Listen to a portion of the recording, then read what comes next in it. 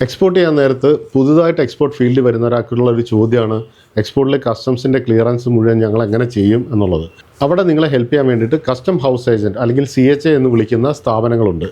അവർ കസ്റ്റംസിൽ നിങ്ങൾക്ക് വേണ്ടിയിട്ട് documents file ചെയ്യും, നിങ്ങൾക്ക് വേണ്ടുന്ന ക്ലിയറൻസിന് വേണ്ടുന്ന സപ്പോർട്ട് ചെയ്യും. അപ്പോൾ നിങ്ങൾ ഒറ്റയ്ക്കല്ല, സഹായിക്കാൻ ആൾക്കാർ നിങ്ങൾക്കുണ്ട്, കസ്റ്റം ഹൗസ് ഏജൻറ്റായിട്ടും മറ്റും ഉണ്ട്.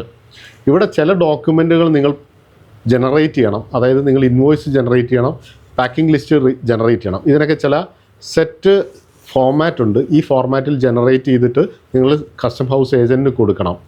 ഈ കസ്റ്റം ഹൗസ് ഏജൻറ്റിന് കൊടുത്തു കഴിഞ്ഞാൽ കസ്റ്റംസിൽ അവരുടെ കസ്റ്റംസിൻ്റെ സിസ്റ്റത്തിൽ ഇത് എൻ്റർ ചെയ്യുമ്പം ഷിപ്പിംഗ് ബിൽ എന്ന പേരുള്ള ഒരു ഡോക്യുമെൻ്റ് ജനറേറ്റ് ആവും. അതിൻ്റെ ഒരു ചെക്ക് ലിസ്റ്റ് ഫോർമാറ്റ് ആയിരിക്കും ആദ്യം ജനറേറ്റ് ആവുന്നത്. ഈ ഡോക്യുമെൻറ്റ് നിങ്ങൾക്ക് വെരിഫൈ ചെയ്ത് ഓക്കെ എന്ന് തോന്നി ഫൈനൽ ചെക്ക് ലിസ്റ്റ് പ്രിപ്പയർ ചെയ്യാൻ സാധിക്കും.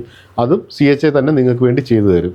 ഫൈനൽ ചെക്ക് ലിസ്റ്റിന് ശേഷം മാത്രമാണ് ആക്ച്വലി ഗുഡ്സ് പോർട്ടിലേക്ക് വിടേണ്ടത്. അതിന് മുന്നേ വിട്ട് കഴിഞ്ഞാൽ ഒരു പക്ഷേ അവിടെ ഈ പ്രൊസീജിയർക്കായിട്ട് ഗുഡ്സ് അവിടെ കിടക്കാൻ സാധ്യതയുണ്ട്.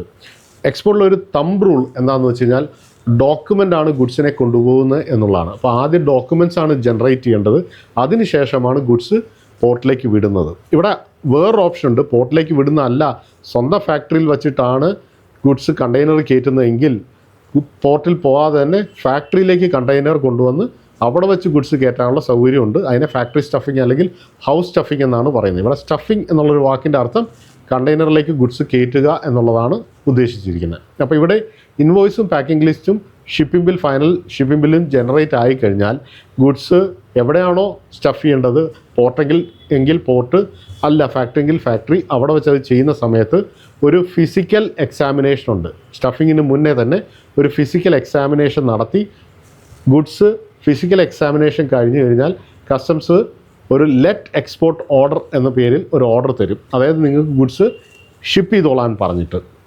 അപ്പോൾ ഈ ഓർഡർ കിട്ടിക്കഴിഞ്ഞ് കഴിഞ്ഞാൽ നിങ്ങൾക്ക് ഗുഡ്സ് എക്സ്പോർട്ട് ചെയ്യാം എന്നാണ് അർത്ഥം. അപ്പോഴും ഷിപ്പിംഗ് ബില്ലിൻ്റെ ഒരു കോപ്പി ആയിട്ട് നിങ്ങളുടെ ഇമെയിലിലേക്ക് വരും. ലെറ്റ് എക്സ്പോർട്ട് ഓർഡർ കോപ്പി എന്നാണ് അതിന് വിളിക്കുന്നത്.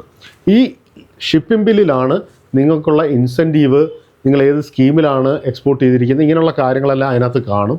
കൂടാതെ നിങ്ങൾ ഫോറിൻ കറൻസിയിലാണ് എക്സ്പോർട്ട് ചെയ്തിരിക്കുന്നതെങ്കിൽ ഇതിനെ കൺവേർട്ട് ചെയ്തിട്ട് ഇന്ത്യൻ റുപ്പിയിൽ നിങ്ങൾ എത്ര രൂപയ്ക്കുള്ള എക്സ്പോർട്ട് നടത്തിയെന്നും അതിൽ എത്ര ഇൻസെൻറ്റീവ് നിങ്ങൾക്ക് തരാനുണ്ട് എന്നുള്ള കണക്കുകൂട്ടലും എല്ലാം ഈ ഷിപ്പിംഗ് ബില്ലിൽ കാണും. അപ്പം ഇങ്ങനെയുള്ള ഡോക്യുമെൻ്റ് പ്രിപ്പയർ ചെയ്ത് വേണം നമ്മൾ എക്സ്പോർട്ട് ചെയ്യാൻ വേണ്ടിയിട്ട്. ഇവിടെ നിങ്ങളെ സഹായിക്കാൻ വേണ്ടിയിട്ട് CHA കസ്റ്റം ഹൗസ് ഏജൻ്റ് എന്ന് പറയുന്ന ഏജൻറ്റുമാരുണ്ട്. അത് ഗവൺമെൻറ് അംഗീകൃതമായിട്ടുള്ള ഏജൻസികളാണ്. അവർ നിങ്ങളെ സപ്പോർട്ട് ചെയ്യുന്നതാണ്. സോ എക്സ്പോർട്ട് ചെയ്യുന്നവരുടെ അറിവിലേക്കായി ഞാനിത് ഷെയർ ചെയ്തിരിക്കുന്നു. നന്ദി, നമസ്കാരം, താങ്ക് യു.